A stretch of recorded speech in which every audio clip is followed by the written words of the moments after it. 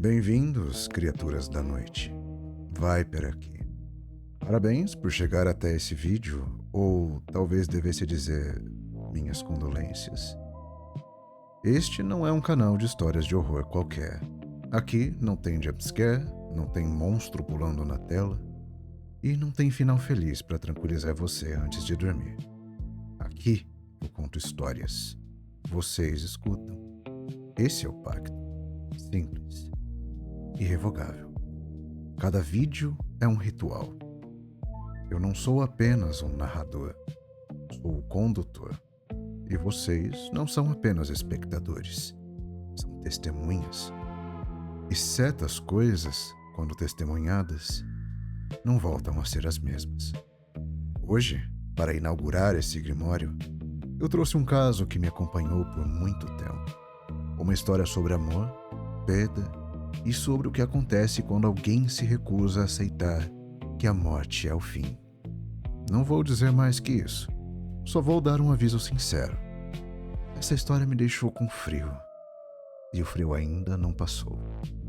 Preparem-se. Apaguem as luzes se tiverem coragem. Que o ritual comece em Os Olhos que Restam.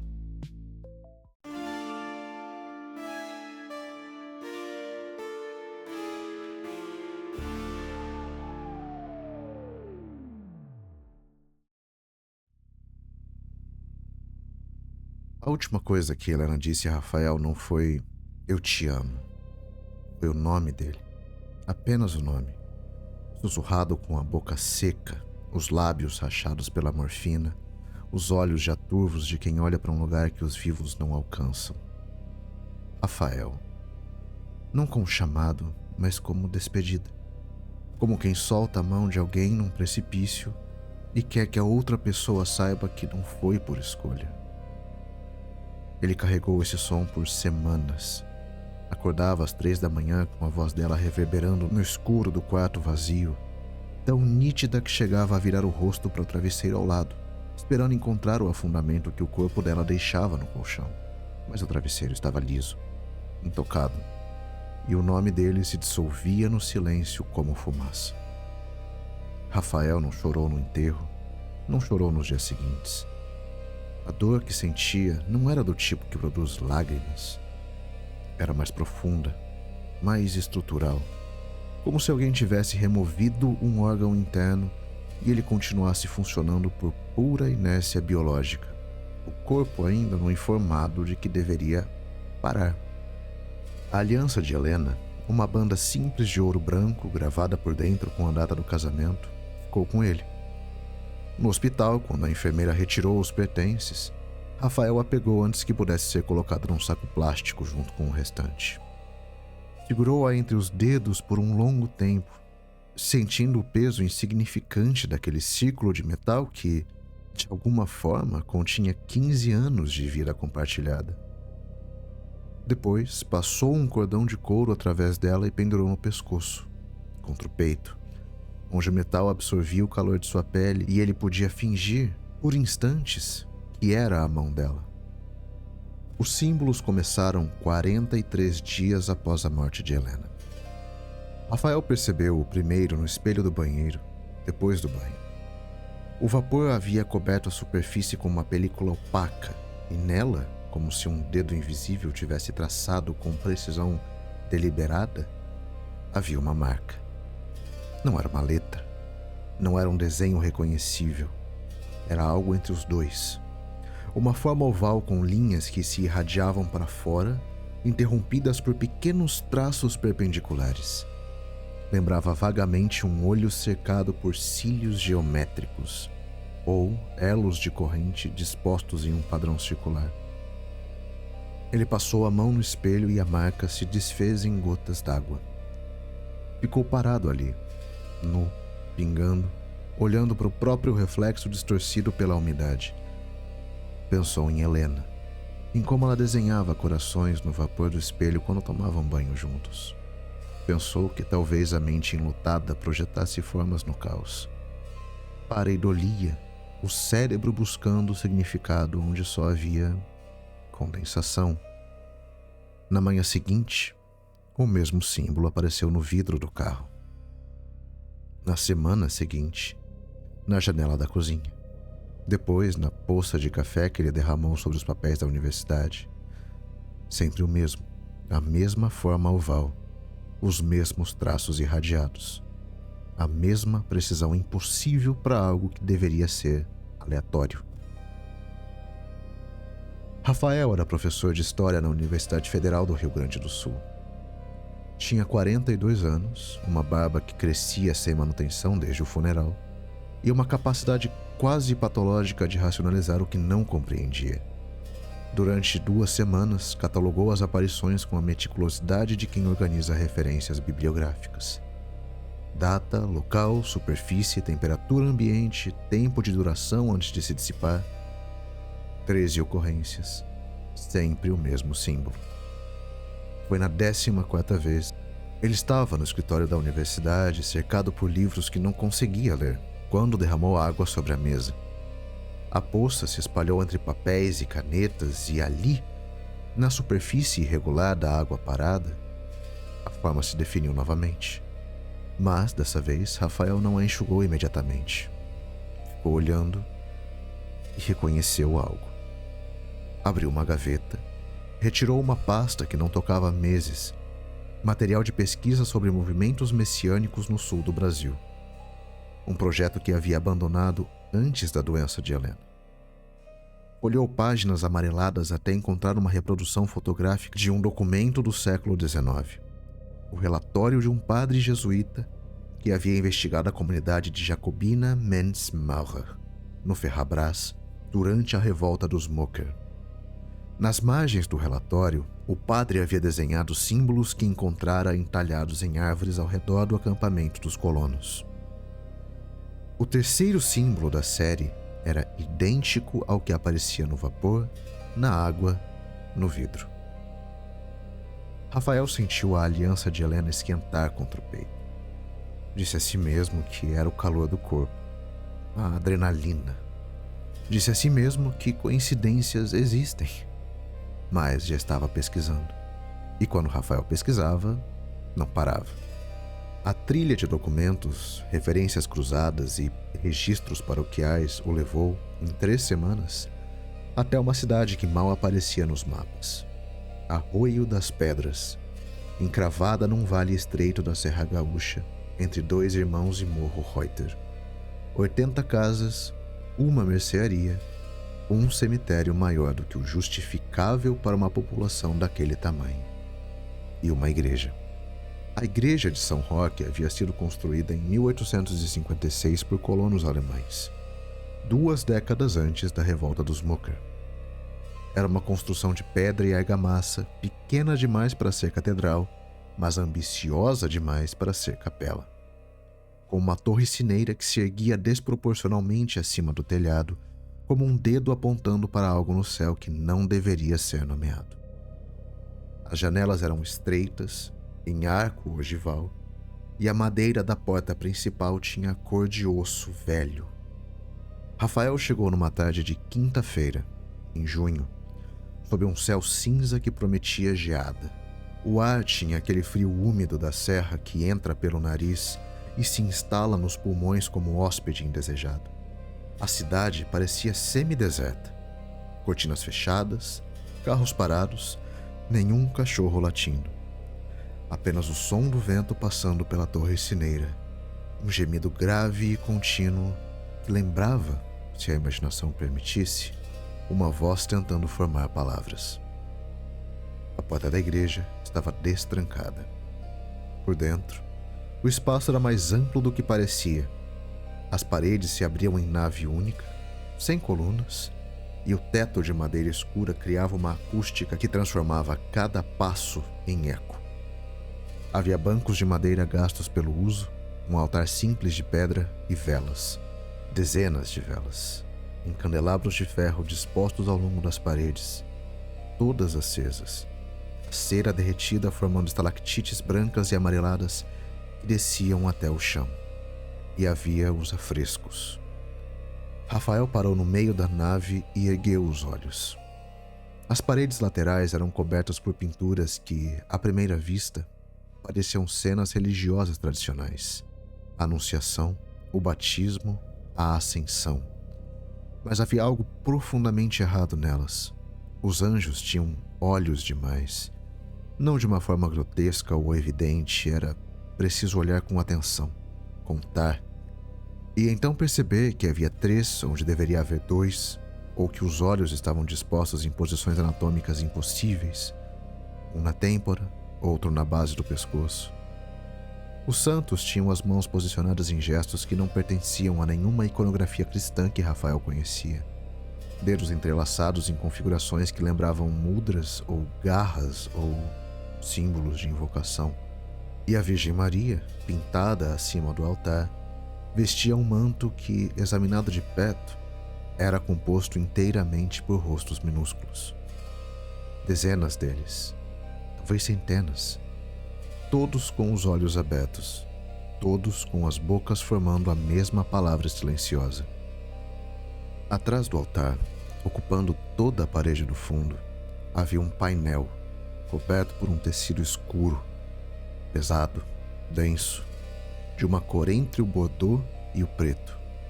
Pendia de ganchos de ferro cravados na pedra, e suas bordas tocavam o chão, selando completamente o que estivesse por trás. Rafael se aproximou, estendeu a mão. Eu não faria isso.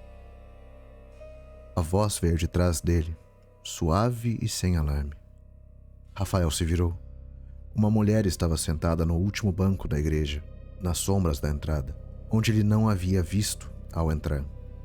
Tinha cerca de 70 anos, cabelos brancos presos em coque, rosto magro e olhos de um azul tão claro que pareciam translúcidos. Usava roupas simples e escuras. No pescoço, uma gargantilha da qual pendia um único elo de corrente. Grosso, envelhecido, de ferro antigo. Você é o professor, disse a mulher. Não era uma pergunta. Eu sou Marta, e eu sei por que o senhor está aqui. O senhor está aqui porque alguém o chamou, não alguém daqui. Ela se levantou e caminhou até ele com passos lentos e firmes. A luz das velas projetava sua sombra no chão de pedra.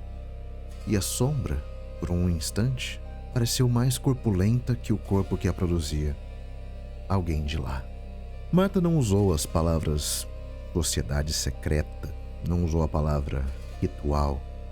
O que ela disse naquela tarde, sentada num banco de igreja enquanto a geada começava a cristalizar as janelas, foi mais simples e mais devastador.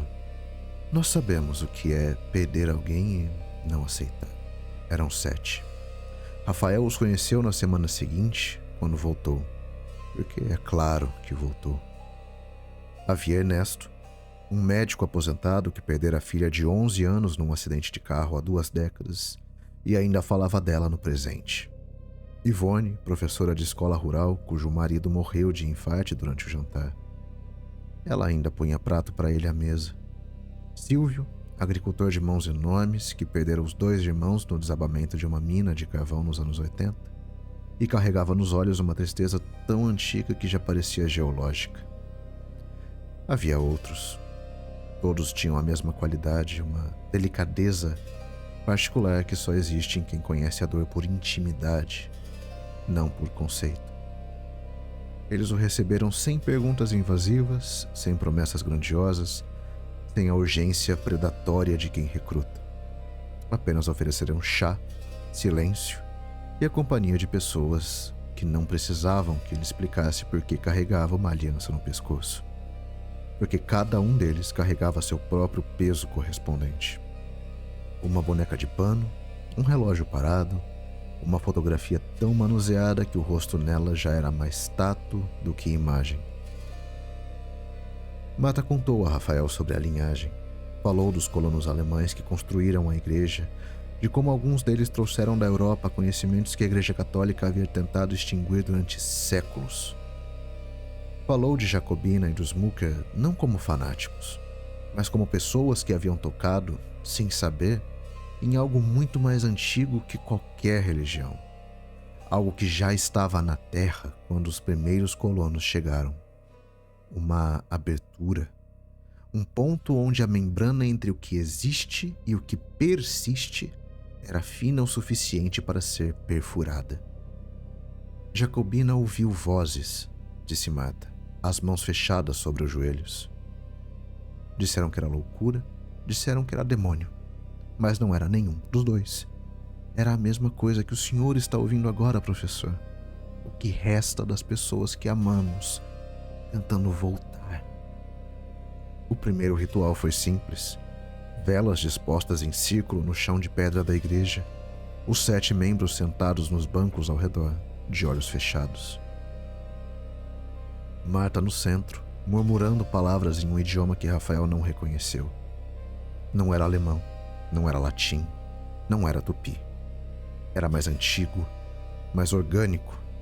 As sílabas pareciam ter textura, peso, como se ocupassem espaço físico no ar gelado da igreja. Rafael estava sentado no banco mais próximo do altar. A aliança de Helena pendia do cordão sobre seu peito. E então ele ouviu, não com os ouvidos, com o externo, uma vibração que começou na aliança e se espalhou pelo tórax, subiu pelo pescoço, alcançou o ouvido interno. Um sussurro, fragmentado, distante, como uma transmissão de rádio captada por acaso numa frequência esquecida. Mas entre o ruído branco e as sílabas incompreensíveis, uma palavra se formou. Rafael, dita daquela forma, com aquela inflexão, com aquela exata mistura de ternura e tristeza que só Helena conseguia imprimir numa única palavra. Ele abriu os olhos. As velas estavam mais brilhantes, o ar mais denso, e no fundo da igreja, atrás do altar, o tecido escuro que cobria a parede do fundo ondulou, suavemente, como se algo atrás dele tivesse respirado. Nas semanas que se seguiram, Rafael voltou 7 vezes, depois 11, depois perdeu a conta. Os rituais se tornaram mais longos, mais intensos. Marta introduziu elementos novos, ervas queimadas que produziam uma fumaça espessa e adocicada, cânticos que os outros membros acompanhavam em uníssono com vozes que pareciam mais graves do que seus corpos deveriam permitir, e gestos com as mãos que replicavam exatamente as posições dos santos nos afrescos. Na terceira sessão, Marta pediu a aliança. Apenas para fortalecer a conexão, disse ela, estendendo a palma aberta. O metal guarda a memória. O ouro, mais que todos. Rafael hesitou. Sentiu o cordão de couro contra a nuca, o peso familiar do anel sobre o peito. Entregar aquilo era entregar a última fronteira física entre ele e Helena. O último objeto que havia tocado a pele dela. Marta não insistiu. Não precisou. Bastou esperar. Na quinta sessão, Rafael tirou o cordão do pescoço e colocou a aliança na mão dela. A partir dali, os sussurros ficaram mais claros, mais frequentes. Não apenas durante os rituais, mas depois, no carro voltando para Porto Alegre, no apartamento vazio, no escritório da universidade. Fragmentos da voz de Helena emergiam do silêncio como bolhas na superfície de água parada. Às vezes eram palavras soltas. Às vezes, frases quase completas. Estou aqui. Não para. Não para, Rafael. E ele não parava. Como poderia? Mas começou a notar coisas. Ernesto, o médico, parecia ter envelhecido 10 anos em um mês. A pele do rosto dele, antes apenas enrugada, agora tinha uma qualidade translúcida, como papel molhado, e os olhos haviam afundado nas órbitas de um modo que sugeria não apenas cansaço, mas subtração, como se algo estivesse sendo removido de dentro dele, camada por camada. Ivone, a professora, tremia constantemente e havia perdido peso de forma visível. Os ombros pontudos sobre o tecido do vestido, as mãos de dedos afinados demais. Silvio tossia sangue em lenços que escondia no bolso, achando que ninguém percebia. E Marta era a pior, cada sessão parecia menor, não metaforicamente, fisicamente menor, como se o corpo estivesse se contraindo, recolhendo, consumido de dentro para fora. As articulações das mãos se projetavam sob a pele como pedras sob lençol. Os olhos azuis, antes translúcidos, agora tinham uma qualidade leitosa, como se algo estivesse crescendo atrás deles. O tecido sobre a parede do fundo estava mais fino. Rafael poderia jurar que via formas por trás dele agora. Saliências, curvas, algo que pressionava o tecido de dentro para fora. E o tecido, que antes era opaco, começava a deixar passar uma luz avermelhada, pulsante, rítmica. Na 12ª sessão, a aliança de Helena, que Marta devolvia ao final de cada ritual, estava quente ao toque. Não morna, quente, como se tivesse sido segurada sobre uma chama. E na superfície interna do anel, onde antes havia apenas a data do casamento, Rafael sentiu com a ponta do dedo uma textura nova, relevos minúsculos. Ele aproximou o anel da luz de uma vela e viu, gravados no ouro com precisão impossível para qualquer ferramenta humana, uma sequência de olhos. O 13º ritual aconteceu numa noite de lua nova, em agosto. O frio da Serra Gaúcha havia endurecido o chão da igreja, e a respiração de cada pessoa presente se materializava em nuvens densas que subiam e se dissolviam na escuridão do teto. Estavam todos lá. Ernesto apoiava o corpo no banco como se os ossos não sustentassem mais o peso. Ivone murmurava para si mesma com os olhos fechados. Silvio estava imóvel, as mãos enormes presas sobre os joelhos, o sangue já visível no canto da boca sem que ele se preocupasse em esconder. Os outros 4 tinham a mesma aparência de fruta passada, de carne que começa a ceder, de gente que está sendo lentamente esvaziada. Marta caminhou até o altar. Dessa vez, seu murmúrio era diferente, mais alto, mais urgente, cada sílaba pronunciada com o esforço de quem levanta um peso enorme. As velas ao redor do círculo queimaram mais alto, as chamas esticando-se em direção ao teto como dedos tentando alcançar algo. E então Marta segurou o tecido. Rafael sentiu a aliança ferver contra o peito. Cada vela da igreja se curvou na mesma direção, como se um vento impossível tivesse atravessado as paredes de pedra. Os sussurros que até então moravam no limiar entre imaginação e percepção se tornaram audíveis, não apenas para Rafael, para todos. Vozes, dezenas delas, centenas, falando ao mesmo tempo em línguas diferentes, sobrepostas como camadas de sedimento sonoro, e entre todas elas, claramente, inconfundivelmente, a voz de Helena, dizendo seu nome repetidamente. Rafael, Rafael, Rafael. Cada repetição mais próxima, mais presente, mais real. Marta puxou o tecido. O que estava por trás não era uma parede. A primeira coisa que Rafael registrou foi a cor. Era um vermelho profundo, vivo, úmido. O vermelho de carne exposta, de músculo sem pele, de algo que deveria estar coberto e protegido, e no entanto ali estava, oferecido, aberto. A segunda coisa foi o movimento. A superfície inteira pulsava, não como um coração, mais lento, mais amplo, como a respiração de algo imenso capturado num espaço pequeno demais. Era uma figura.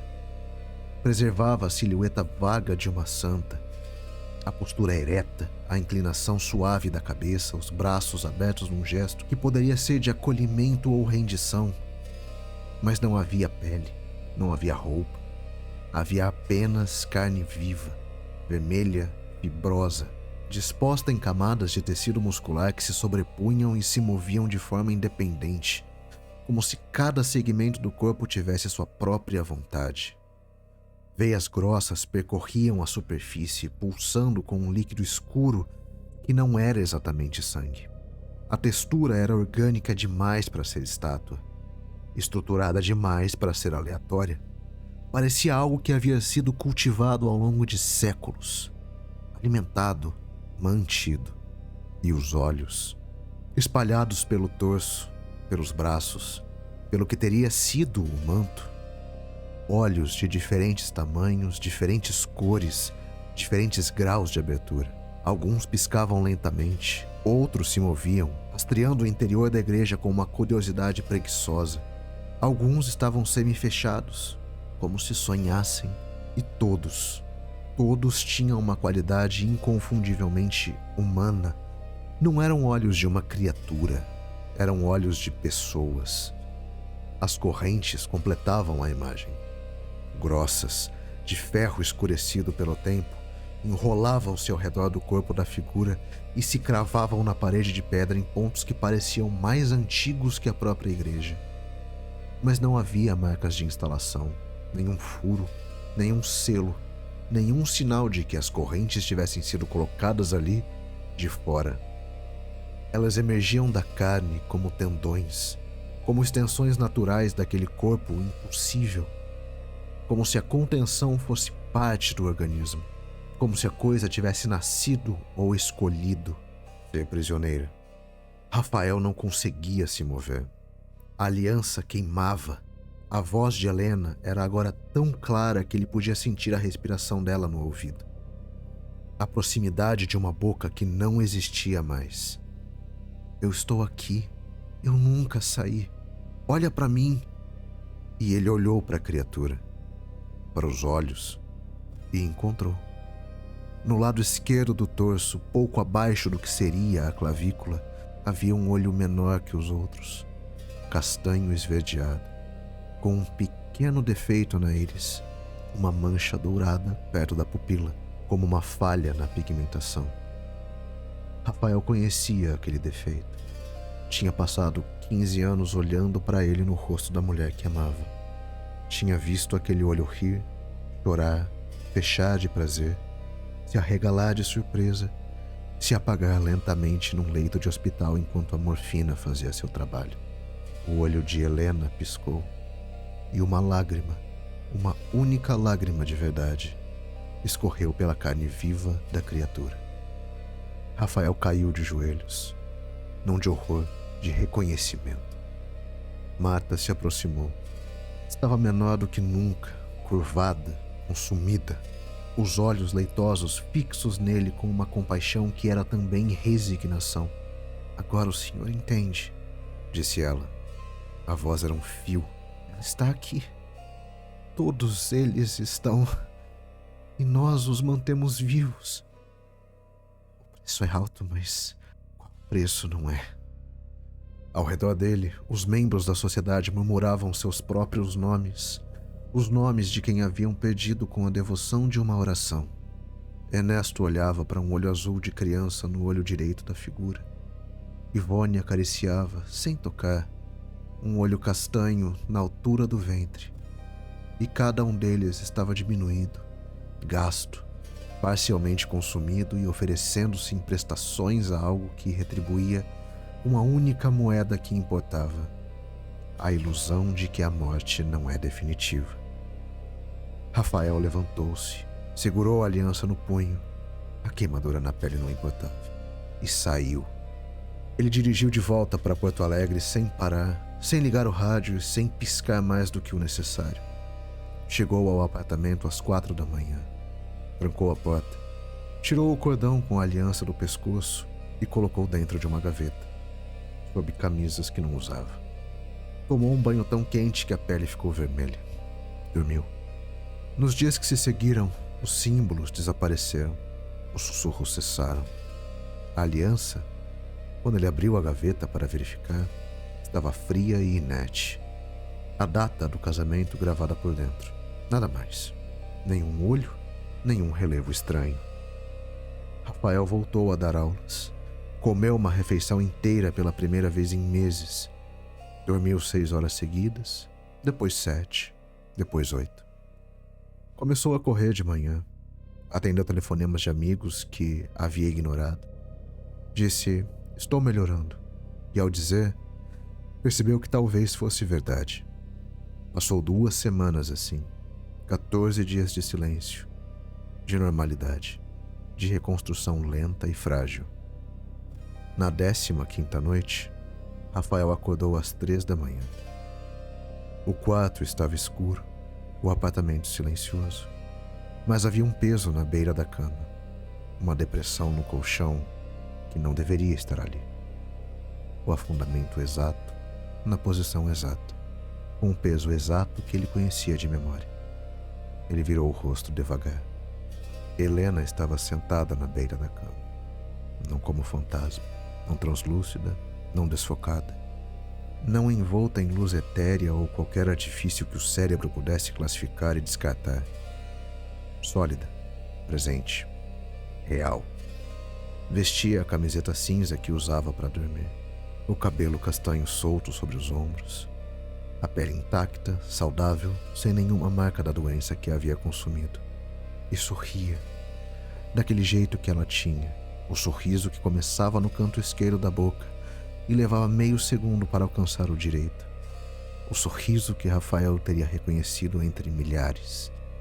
Ele deveria ter sentido medo, deveria ter gritado, recuado, racionalizado. Era o que qualquer pessoa sensata faria diante do impossível. Mas Rafael não era mais uma pessoa sensata. Era um homem que amava alguém que havia morrido. E aqui estava ela. Helena estendeu a mão, a palma aberta, os dedos relaxados. O gesto mais simples e antigo do mundo. E na palma dela, brilhando suavemente sob a luz inexistente, estava a aliança. Rafael olhou para a mão de Helena, olhou para o sorriso dela, olhou para os olhos castanhos esverdeados com a mancha dourada na íris. Perfeitos, intactos, vivos. Ele sabia o que aquilo significava, sabia para onde aquilo levava. Sabia que o preço era medido em carne, em substância, em tudo que fazia dele uma pessoa e não um olho a mais na superfície de algo que não deveria existir. Sabia de tudo. Pegou a aliança, colocou no dedo, sorriu de volta. Na manhã seguinte, Rafael ligou para a universidade e pediu licença por tempo indeterminado. Arrumou uma mala pequena, apenas o essencial, trancou o apartamento. Dirigiu para o sul, em direção à serra.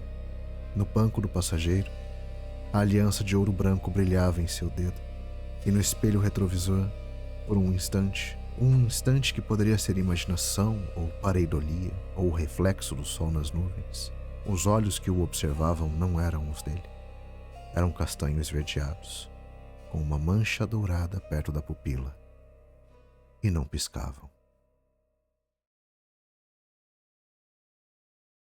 E então, ele escolheu. Não por engano, não por desespero cego.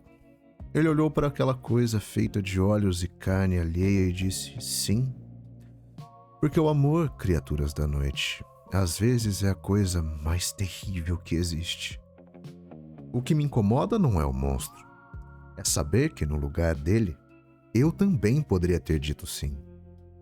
E vocês? Teriam a coragem de dizer não?